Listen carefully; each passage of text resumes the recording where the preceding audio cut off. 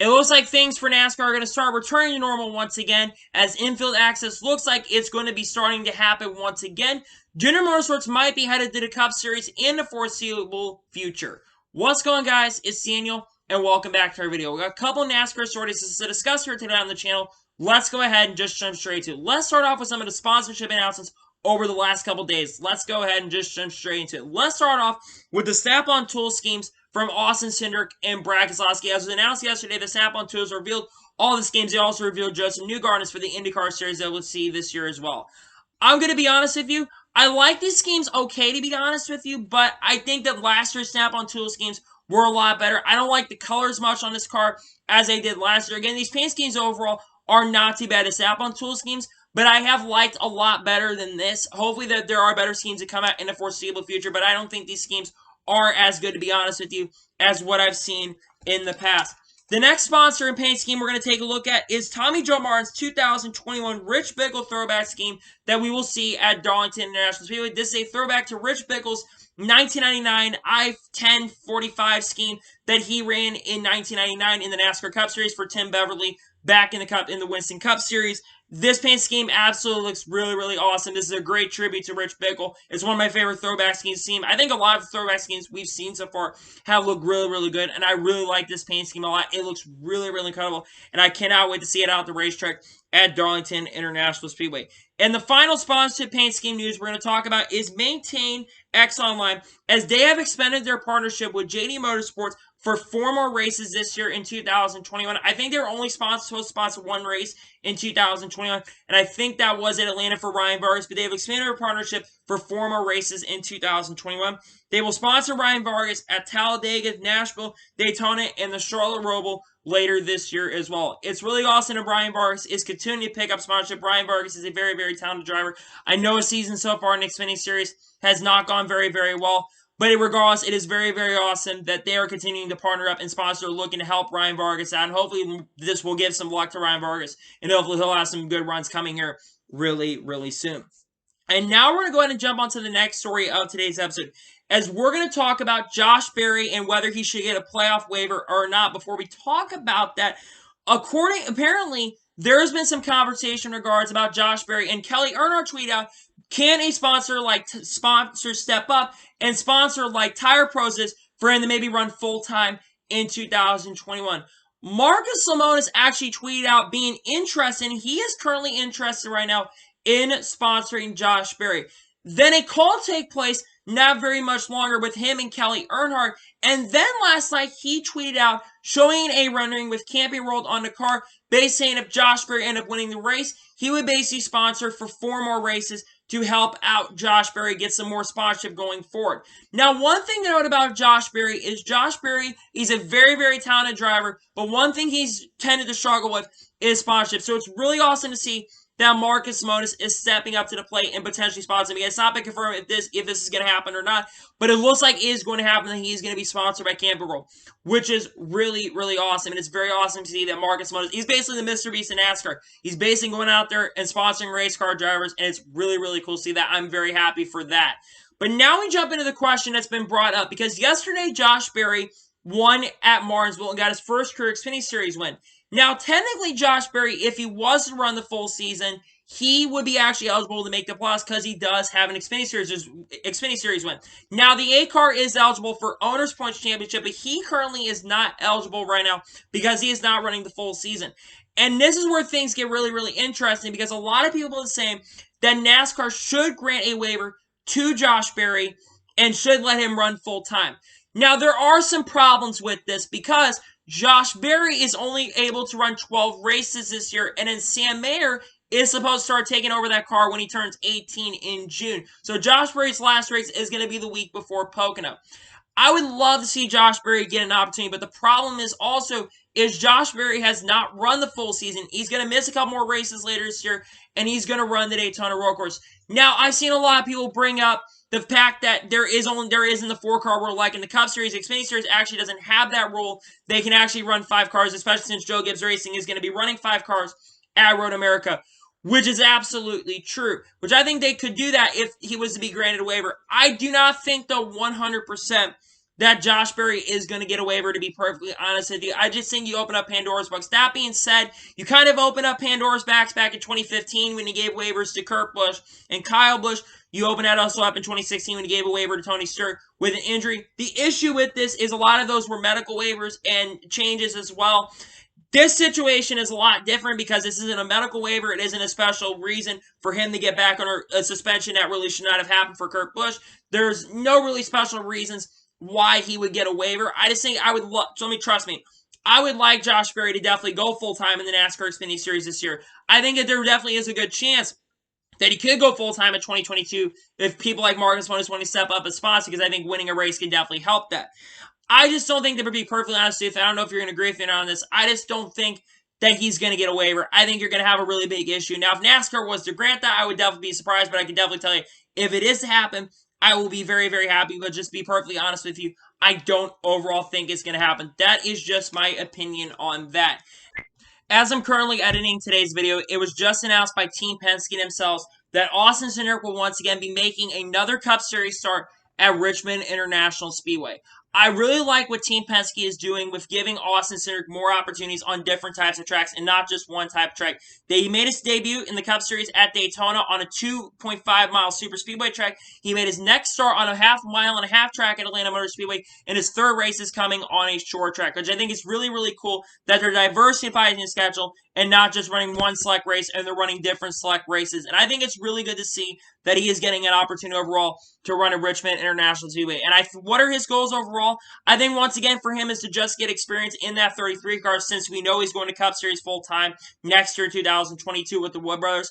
I think his goal is to try to get a good, decent finish overall. But I think for Austin, the goal is to try to get as much experience as possible and try to stay in the lead lap the best he can. Austin does have decent success in Xfinity Series at Richmond, and I hope that can transpire over to the Cup Series and give him some really solid success overall. But yeah, I'm really happy to hear that Austin is going to be running once again at Richmond International Speedway in the Cup Series, and I hope that he can do very, very well, because I really would like to see him continue to have success. And I wonder what his next race is going to be. I would assume that his next race is actually probably going to be road course, maybe like Circuit of the Americas or another race coming down the line very, very soon. But yeah, I'm really glad that he's getting an opportunity once again to run in the Cup Series and race with Team Penske once again. And now we're going to go ahead and jump on to the next story of today's episode. As was announced Saturday, according to Adam Stern, Infield access is going to start becoming a thing more regularly once again. According to Adam Stern, here's what he said. After weeks of pressure from teams and sponsors, NASCAR is working on bringing people back to its infield, back up to VIPs and sponsors, guests starting next month at Darlington International Speedway. That's right, you heard that correctly. NASCAR is expected to be bringing back fans into the infield access at Darlington International Speedway. And this is something that we've been seeing coming for a long time. It wasn't a matter of if, it was a matter of when this was going to happen. It is really nice to see that things are slowly starting to become normal once again. And a lot of the reasons is because of the COVID-19 vaccines. Things are beginning to return to normal as vaccines continue to roll out across the country. We've been seeing a huge increase of vaccines. COVID cases overall across the country have been going down. There have been times there have been peaks overall, but there have been times that the COVID-19 pandemic and the number of cases has been going down as well. We've been the lowest I think we've been since June of last year, if I'm not mistaken, from what I last heard. So we've been going down. This has been rumored for a couple months, and NASCAR is hoping to have everything back to normal at some point in July. Now, one thing to note, really a lot of it started back in Atlanta Motor Speedway because they started introducing COVID stiffing dogs, which they've been using at Miami Heat games as well. So this is something that I am expecting to eventually return to normal. And it's going to be a very selected number of people. Sponsor guests are going to be involved in that as well. VIP guests. Very small number of people are going to be allowed into these infield access. They're not going to be bringing huge numbers, which isn't surprising to me. But this is really good for the weekend overall going forward. I think as we continue to return to normal once again, I think that things are going to look great. The next thing is you have full capacity back at these racetracks, and hopefully in the next couple months, if these continue to see things get better and things open up, because we've been seeing increases of fans being allowed to races. We're starting to see more races, potentially 50% capacity. Pocono is expected to have 50% capacity. We're not seeing races go below 25% capacity. We're seeing races as time go on. They're increasing their capacity numbers. And as things continue to get back to normal, we will start seeing more, hopefully, with normalcy really, really soon. Next game is 100% capacity. And next thing is then get practice qualifying back, which we should have had this year. But hopefully here in the foreseeable future, things will get back to really good with that. But really awesome here that infield access is going to become a thing in the near foreseeable future. And it's great news overall on that front. And now we're going to go ahead and jump on to the final major story of today's episode. As I mentioned in the beginning of this episode, there was apparently some conversation going on right yesterday during the media availabilities after the NASCAR Xfinity Series race took place about Dale Earnhardt Jr. and Junior Motorsports potentially moving up to the Cup Series here very, very soon. Here is what Dale Jr. said about moving up to the Cup Series in the foreseeable future. He admits with the next-gen car coming that he and Kelly Earnhardt-Miller have talked about a Cup Series program. But he also brought this up that the charter system that is currently in the NASCAR Cup Series right now presents challenges. Now, let me say this right here. Do I think 100% Dale Jr. is going to go up the Cup in 2022 with this Cup Series program? No. I've heard rumors that there has been talks about this going on for quite some time back as far as February and March, that there have been talks of them potentially moving up the Cup with the next-gen car being a cost-saving effort, which is a great thing, and new owners coming to sport. We got teams like Colleague Racing that looking to jump up the Cup. You got 2311 and Trackhouse who are jumping into sport. But there's two problems right now with Junior Motorsports potentially moving up the Cup. Number one is the charter system. The charter system right now has 36 cars and 4 open cars right now. Now, Dale Earnhardt Jr., he definitely would have the money, maybe be able to run without a charter, but he's definitely going to have to run.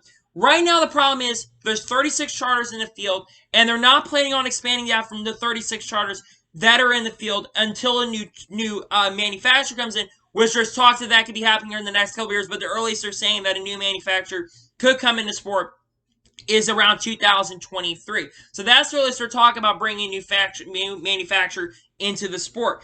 That's one of the big problems right there with Dale Jr. But you have issues with Rick Racing going on. I do have a feeling that there are going to be some teams that lose charters. So that could be one of the things that could help Dale Jr. get in. Because Dale Jr. definitely has money to be bringing in sport. But he's going to need a lot of money and a lot of funding to get in there, which I think that could happen overall. The second issue that a lot of people are not bringing up is there's another owner actually part of Junior Motorsports. It's Rick Hendrick. Now, in the Cup Series right now, there's only allowed a 4-car rule. Right now, Hendrick Motorsports has 4 full-time cars. The issue is Rick Hendrick would have to drop his name from the ownership of Junior Motorsports for this to happen too. Now, Rick Hendrick, I think, would definitely drop that. But with Junior, I don't think Junior would lose the Chevy program because he's been with Chevy pretty much his whole entire career. I don't think Chevy's going to drop Dale Earnhardt Jr. But would they lose some of their funding with Chevy? That's a big question right there. That's the other big question. Now, unless, of course, Junior basically decides we drop him from the Cup Series program, but we keep him basically with the Xfinity Series program, which I could definitely see happening. Again, we'll have to see as time goes on, but I could definitely see it happening, but who really knows overall what's going to go on there. Now, if Junior is to jump up to the Cup Series, and they are allowed and able to acquire a charter going forward, who is going to be the driver? There's really only a few drivers that I think about who could go to the Cup Series with Junior Motorsports. The big one is Noah Gragson. And the reason I bring up Noah Gragson is Noah Gragson has been driving for Junior Motorsports since 2019.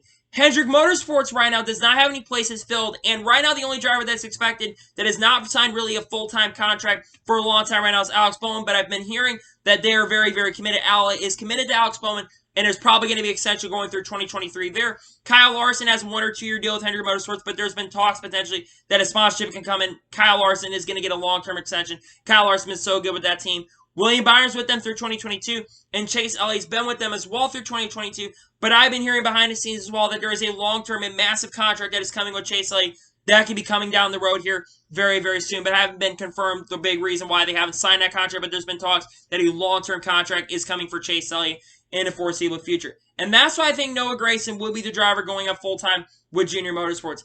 Kelly Earnhardt and Dale Earnhardt Jr. are committed with Noah Gragson. I think Noah Gragson is a very, very talented driver. He's got a very big, very good personality, and when you be a great personality for a sport. Yes, of course, that personality is sometimes a big issue for that team, but I could definitely see them moving up to the Cup Series with Noah Gragson. And Noah Gragson, I think, he's not ready for Cup right now, but I think that there is a chance overall that that could happen. The other driver is Justin Allgaier. Justin Allgaier has driven for Junior Motorsports since 2016 when he left A. Scott in 2015 and brought Brent over them in 2016. It's also very important to know that Kelly Earnhardt is on the board of directors of Brandt. That's another reason why I think that Justin Allgaier could be the driver that goes up. Now, does Justin Allgaier want to stay in Xfinity and not go to Cup? That is potential as well. But those are the two drivers that really come to mind for me to jump up the Cup with Junior Motorsports if they come up the Cup. But the fact that finally we're starting to hear potential talks of Junior Motorsports maybe in foreseeable future going up the Cup is absolutely incredible. I do hope it happens. Again, I'm 50-50 right now if it's going to happen, to be honest with you. But I think that if it is the case, I think it's really, really awesome. And Dale Jr. being a Cup Series owner finally would absolutely be really awesome. So, anyway, that is going to be for today's NASCAR news video. I want to thank you guys for watching. Please like, subscribe to the channel, notification on so you can be notified when a video does go live on my channel. Follow me on Twitter, Facebook, and Instagram, and support me on Patreon as well. Links description below for that. And comment your thoughts on today's episode. What are your thoughts about Junior Motorsports potentially going up the Cup here in the foreseeable future? Do you think that he will move up the Cup or not? Let me know in the comments below. And if so, let me know the driver that you think will be their driver that will go up the Cup with them.